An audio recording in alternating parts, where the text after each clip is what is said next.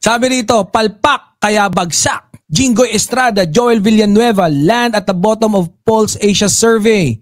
Pasalamat pa nga sila, binigyan sila kahit kulelat pre. Kasi kung ako partner dapat hindi tumataas sa survey ang mga yan. Kasi biruin mo ikaw partner, tatanungin kita ito sa totoong hukuman dito sa ating bansa. Halimbawa ikaw judge, kapatid mo ako. Nasasakdal, halimbawa ako yung inaakusahan.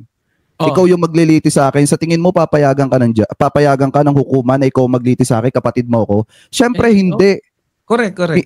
Hindi kasi magkakaroon ng personal interest diyan. Ngayon, eto in my personal opinion mga kababayan, doon sa nangyari sa mga nagdaang hearing ng Senate Blue Ribbon Committee, dapat nag-i-inhibit doon sina Jinggoy Estrada at saka itong sina Joel Villanueva. Tama. Tsaka dapat sagutin ni Jinggoy Estrada kung talagang bakla ba siya. Diba? Hindi nga sinasagot.